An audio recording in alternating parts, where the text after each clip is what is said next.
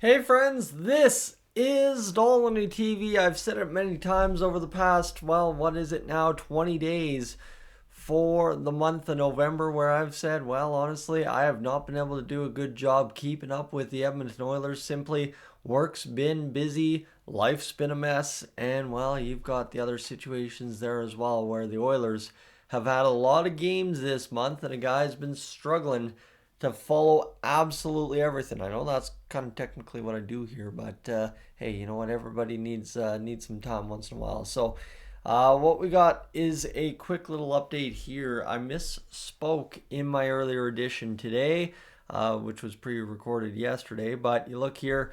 The Vegas Golden Knights lead the division going into action on Wednesday, November 20th, with 24 points.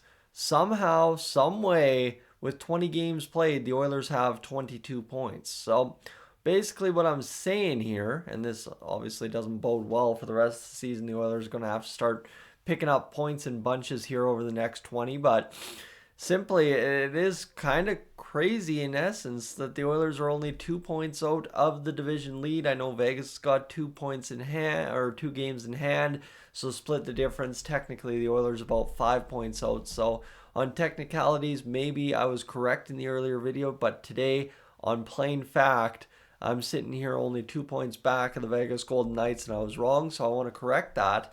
And what's more important is the Oilers play the Minnesota Wild on Thursday.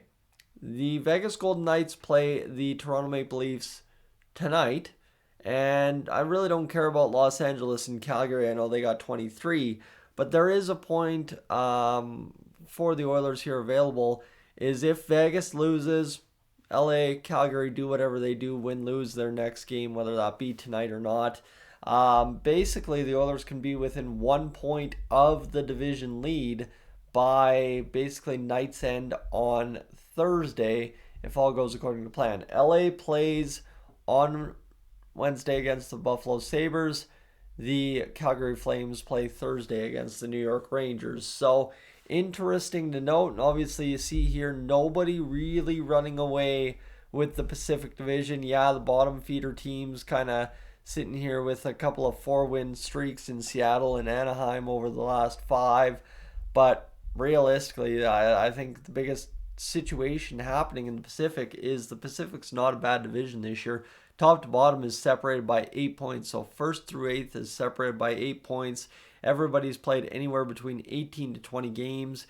And you look at it, it's going to take a bit here for somebody to really build up and get going, especially when you look at the top 3 teams. You got a 2-2-1 squad in Vegas over the last 5. You got a 2-3 squad in LA. You got a 3-1-1 squad in Calgary, who has kind of been doing the exact same thing as us since their 5-0 start, just meandering their way through the early part of the season. The Oilers now 3-1-1. Yes, I understand they keep winning, but it's the matter in which they lose that does not give you much hope this year so far. And then you got Vancouver, who's sitting at a 2-3 record over the last 5. And it's the same thing as us. When they lose, it is troublesome in Canucks land. So that is the update on the standings today. Obviously, like I said, I just wanted to touch base because I fully misspoke in the earlier edition today, and I wanted to correct that here ASAP. So the Oilers are not 5 or 6 points out of the division lead there. In fact, after winning against Ottawa, only 2 points out, but 2-game disadvantage with the Vegas Golden Knights, who lead the division. Friends, thank you so much for being aboard here this afternoon.